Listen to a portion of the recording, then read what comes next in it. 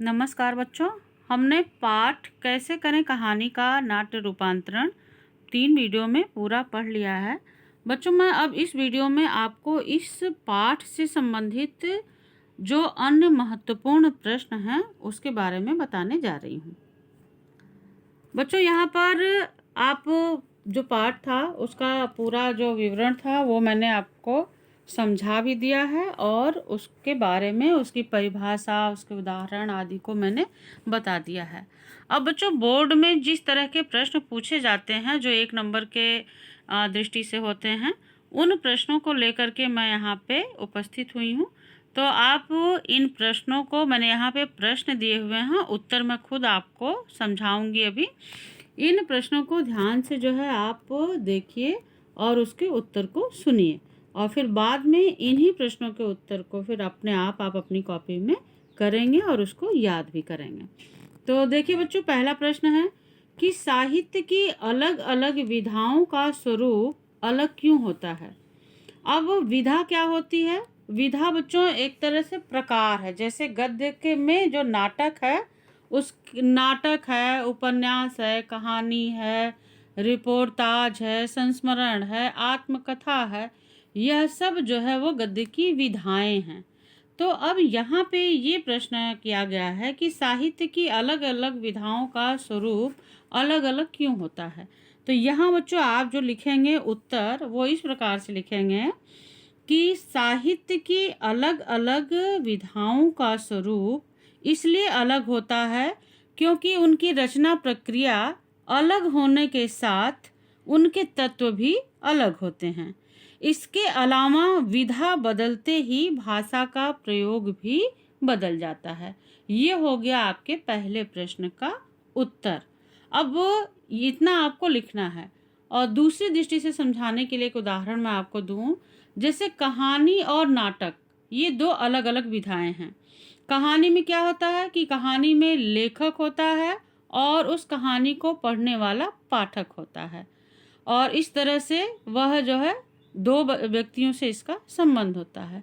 लेकिन वही कहानी यदि नाटक के रूप में परिवर्तित हो जाती है तो फिर उसका संबंध और उसकी भाषा जो है वो अलग हो जाती है। भाषा अलग होने से तात्पर्य क्या है? उसकी शैली, उसको क्या हो जाती है, फिर वो संवादात्मक हो जाती है, उसमें पात्र हो जाते हैं, पात्रों के अनुसार जो है संवादों को बोलना होता है और फिर लेखक होता है, उसमें निर्देशक होता है, उसमें मंच की व्यवस्था होती है और समय के अनुसार भी उसमें थोड़ा बहुत परिवर्तन किया जा सकता है। तो इसलिए क्या हुआ, कहानी थी तो वो अलग विधा में थी और जब वो नाटक में परिवर्तित हुआ तो वह अलग विधा में परिवर्तित हो गया। ये आपको मैंने समझने के लिए ये बता दिया।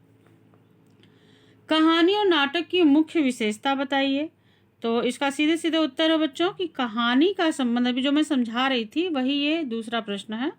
कहानी का संबंध पाठक और लेखक से जुड़ता है, जबकि नाटक लेखक, निर्देशक, पात्र, दर्शक, श्रोता तथा अन्य लोगों को एक दूसरे से जोड़ता है। तो ये हो गया इस प्रश्न का उत्तर। जितना प्रश्न का उत्तर मैं आपको बता रही हूँ बच्चों, वो पहले पढ़ाए गए सभी जो टॉपिक हैं उसी के अंतर्गत ये समाहित हैं। जो उन पैराग्राफ को आप पढ़ेंगे जहाँ से पाठ शुरू हुआ है, जो वीडियो का पहला भाग है, वहाँ से अगर आप शुरू करेंगे तो इन प्रश्नों के उत्तर वहाँ से आपको मिल जाएंगे। आपको मैं यहाँ पे समझा भी दे रही हूँ और फिर आप जा कर के वहाँ से जो लाइनें मैं बोल रही हूँ वो उत्तर आप वहाँ से लिखेंगे। अगला प्रश्न है, लोग नाटक और फिल्म को देर तक क्यों याद करते हैं। तो ये तो बहुत ही सीधा सीधा प्रश्न है बच्चों और इसका उत्तर भी ठीक वैसे है। क्या होगा इसका उत्तर? इसका उत्तर ये हो जाएगा कि लोग नाटक और फिल्म को देर तक इसलिए याद करते हैं क्योंकि दृश्य का स्मृतियों से गहरा संबंध होता है। यानी कि जब हम कोई दृश्य देख लेते हैं तो वो जो बातें हैं उसमें बताई गई, एक तो होता है कि पढ़ करके हम जान रहे हैं और दूसरे उसको जब हम खुद अपनी आंखों से जा करके देख लेते हैं उस दृश्य को, उस चित्र को, तो वो हमारे मानस पटल पर अधिक समय तक बना रहता है, वो जल्दी भूलता नहीं है। यही इसमें मुख्य अंतर। कहानी क्या होता है, हम कहानी पढ़ते हैं, जैसे आज हम कहानी पढ़ रहे हैं और हो सकता है 1 हफ्ते बाद वो हमें भूल जाए। लेकिन हमने रामचरितमानस या रामायण महाभारत टेलीविज़न पे हमने उसको देखा, उसको अंकों के अनुसार देखा, तो अब उसके बारे में जब भी आपसे पूछा जाएगा, उस तरह के जो पात्र हैं, चाहे वो रामायण से राम जी हों, सीता जी हों, लक्ष्मण जी हों, भरत जी हों, हनुमान जी हों या कोई अन्य पात्र हो, वो तुरंत ही हमें क्या होगा, ध्यान में आ जाएंगे।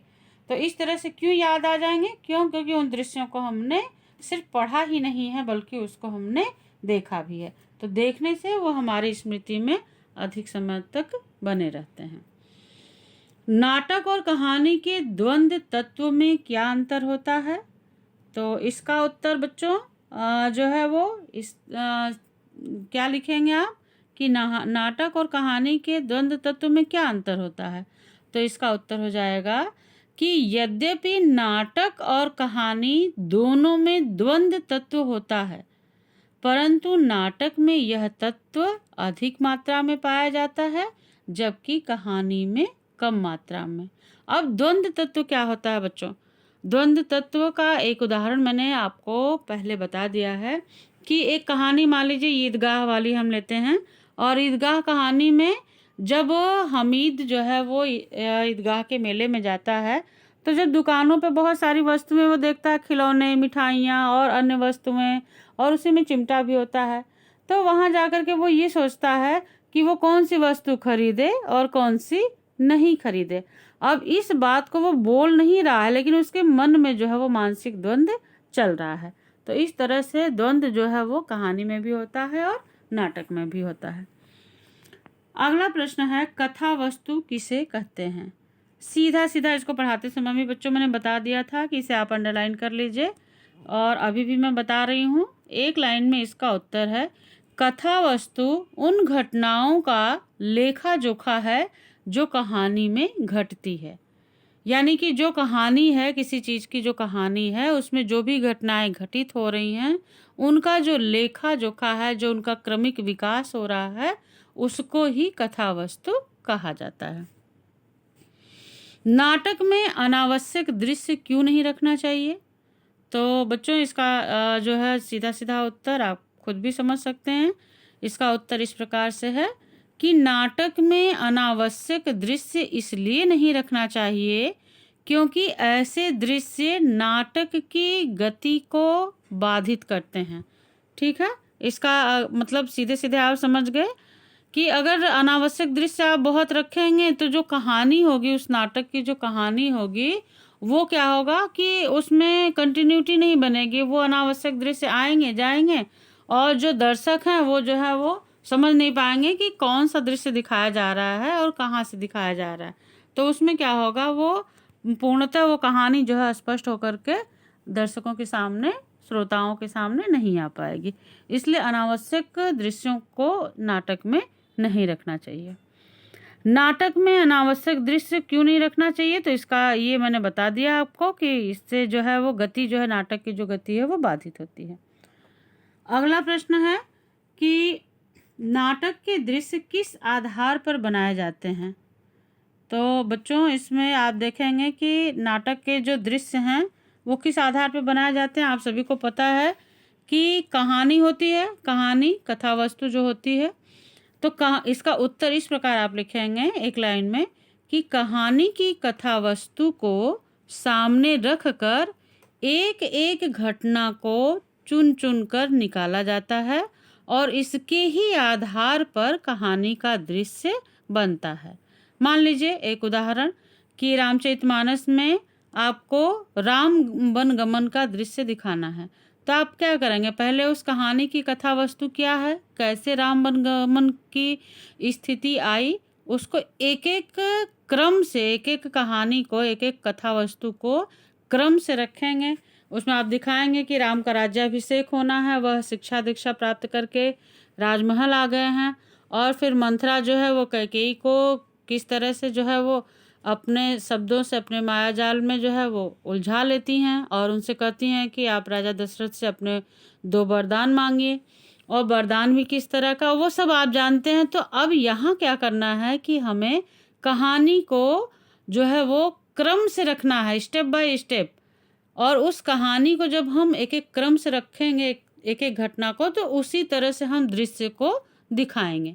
इसलिए यहाँ पर जो कथा वस्तु है, जो उसमें घटने वाली है कहानी में, उसको ही सामने रख करके एक एक घटना उसमें से चुनेंगे और उसके आधार पर कहानी का दृश्य हम बनाएंगे।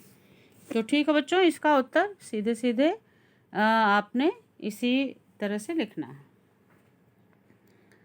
नाटक के दृश्य की क्या विशेषता होती है? जो नाटक के दृश्य होते हैं उनकी क्या विशेषता होती है? तो इसका उत्तर आप बच्चों लिखेंगे कि नाटक का प्रत्येक दृश्य एक बिंदु से प्रारंभ होता है। आप देखते हैं ना कि कोई भी नाटक अगर शुरू हो रहा है तो वो किसी न किसी एक पॉइंट से शुरू होगा। वह कथानुसार अपनी आवश्यकता पूरी करता है और उसका अंत ऐसा होता है जो अगले दृश्य से जोड़ता है। जैसे मैंने राम वनगमन की बात की है, तो आप देखेंगे राम वनगमन है तो राज्याभिषेक की तैयारी है, और फिर इस तरह से कैकेयी द्वारा मांगे गए वचन है। फिर प्रातःकाल आप देखेंगे कि फिर राम तक ये संदेश जाता है, और फिर इस तरह से क्रम से जो है वो उस दृश्य को रखा जाता है। तभी वास्तव में नाटक जो है वो लोकप्रिय हो पाता है और दर्शकों को अच्छी तरह समझ में भी आता है। तो नाटक के दृश्य की बहुत अधिक विशेषता है बच्चों, बहुत अच्छे से क्रम से जो है वो नाटक के दृश्यों को जो है वो रखना चाहिए। तो ठीक है, इसका उत्तर पुनः एक बार मैं बता रही हूँ कि आप लिखेंगे कैसे लाइन में। ये तो समझाने के लिए समझा दिया मैंने। आप लिखेंगे कि नाटक का प्रत्येक दृश्य एक बिंदु से प्रारंभ होता है और वह कथानुसार अपनी आवश्यकता पूरी करता है और उसका अंत ऐसा होता है जो अगले दृश्य से जोड़ता है। यानी कि अभी जो हम नाटक देख रहे हैं, अगर वो ख़त्म होगा तो उसमें कुछ न कुछ ऐसा पुट जरूर होगा जिससे अगला जो नाटक का दृश्य होगा उससे वह जुड़ जाएगा। तो दृश्यों को जोड़ते हुए फिर वो आगे बढ़ता है। नाटक में दृश्य की महत्ता स्पष्ट कीजिए। तो ये भी मैंने आपको लिखवा दिया, 3 इसके पॉइंट हैं बच्चों, पहले ही लिखवा दिया है। नाटक में, और अभी फिर से बता दे रही हूँ कि नाटक में दृश्य अत्यंत महत्वपूर्ण होता है। यह एक साथ कई काम करता है। जैसे पहला बिंदु कथानक को आगे बढ़ाता है, दूसरा बिंदु पात्रों और परिवेश को संवादों के माध्यम से स्थापित करता है। यानी कि जो पात्र हैं और जो वातावरण है और जो संवाद हैं, उन तीनों का सामंजस्य जब होता है तब वह कहानी जो है वो आगे बढ़ती है। अगला पॉइंट है तीसरा, अगले दृश्य के लिए भूमिका तैयार करता है। जैसे अभी पिछले प्रश्न में मैंने बताया कि क्या होता है कि जब वो नाटक का दृश्य चल रहा होता है तो आगे कौन सा दृश्य आना है उससे वो वाला दृश्य जो है वो जुड़ा रहता है या वो उस दृश्य को जोड़ते हुए आगे बढ़ता है। अगला प्रश्न बच्चों, नाटक में पात्रों से जुड़ी विवरणात्मक टिप्पणी किस तरह दी जा सकती है? तो ये आप प्रश्न का उत्तर जो है एक लाइन में इसका मैं बता रही हूँ कि नाटक में पात्रों से जुड़ी विवरणात्मक टिप्पणी संवादों के माध्यम से निर्धारित दृश्यों में उचित स्थान पर दी जा सकती है। यानी कि कौन सा पात्र कौन सा दृश्य के साथ क्या संवाद बोलेगा उसके आधार पे ही यह विवरण दिया जा सकता है कि यह राम है तो इनका संवाद क्या है, यह भरत हैं तो इनका संवाद क्या है, यहाँ पे सीता हैं तो उनका संवाद क्या है। नाटक के लिए संवाद लिखते समय किन बातों का ध्यान रखना चाहिए? बच्चों बहुत ही महत्वपूर्ण प्रश्न है, क्योंकि नाटक में यदि संवाद नहीं होगा ढंग का लिखा हुआ तो वो नाटक या फिल्म या जो धारावाहिक आपको टेलीविज़न पे दिखाए जाते हैं वह प्रभावी नहीं होंगे और उसको किसी भी तरह से दर्शक और श्रोता पसंद नहीं करेंगे।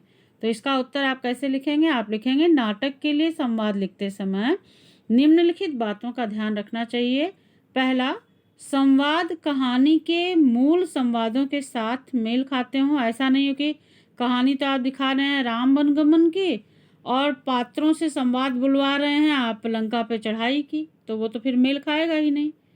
दूसरा, वे औचित्यपूर्ण हो। औचित्यपूर्ण हो मतलब उस परिस्थिति के अनुकूल हो, ऐसा नहीं कि सिचुएशन कुछ और दिखा रहे हैं और पात्र जो है वो संवाद में कुछ और बोले जा रहा है। तीसरा है संवाद प्रभावशाली, छोटे और बोलचाल की भाषा में हो। संवाद जब भी पात्रों से बुलवाए जाएं बच्चों, तो वो कैसे हो, सरल सहज हो, क्योंकि जो नाटक है उसको देखने वाले हर तबके के लोग होते हैं, चाहे वो पढ़े लिखे हों, अपढ़ हों या वो किसी भी तरह के हों। मतलब उनको ऐसी सरल भाषा में उन संवादों को रखना चाहिए जिससे हर एक व्यक्ति, प्रत्येक व्यक्ति उसको समझ सके। आप देखते हैं ना, रामचरितमानस इतना बड़ा महाकाव्य है, लेकिन उसमें कही गई बातें ऐसी कोई भी पंक्ति नहीं है जिसको कि आम जनता, जो आम जन हैं, जो पढ़े लिखे हैं और नहीं पढ़े लिखे हैं, ऐसा कोई भी नहीं है कि जो उन भावों को, उन बातों को न समझ सके।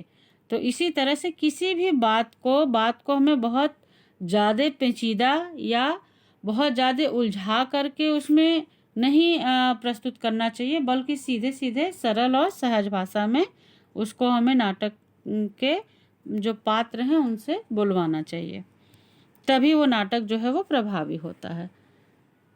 अगला है प्रश्न बच्चों कि नाटक कहानी के नाट्य रूपांतरण में क्या समस्या आती है, उदाहरण सहित लिखें। तो ये आपने अभी पढ़ लिया है कि कहानी का जब नाट्य रूपांतरण करते हैं तो उसमें जो पात्रों के मनोभाव होते हैं, मनोभाव मतलब जो मानसिक द्वंद्व चलता है ना कि क्या करें क्या नहीं करें, जो उथल पुथल होती है, उसको नाटक में दिखा पाना बड़ा कठिन होता है।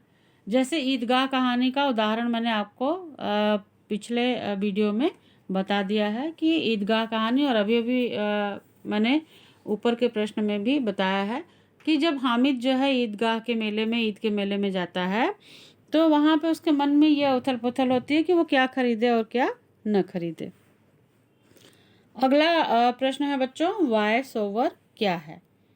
तो ये भी हमने आपको पहले ही बता दिया, और ये जो प्रश्न संख्या 14 है उसी से अगर इसको कोरिलेट करके देखेंगे तो उसका उत्तर भी मिल जाएगा कि जो मनोभाव है कहानी के नाट्य रूपांतरण में, जो समस्या आती है वो मनोभावों की आती है कि जो मानसिक द्वंद्व चल रहा है उसको कैसे दिखाएं।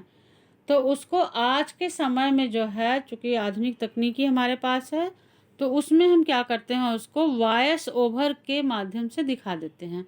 अब वॉइस ओवर क्या होता है बच्चों, तो पात्रों के मनोभावों की प्रस्तुति के लिए आजकल वॉइस ओवर का प्रयोग किया जाता है।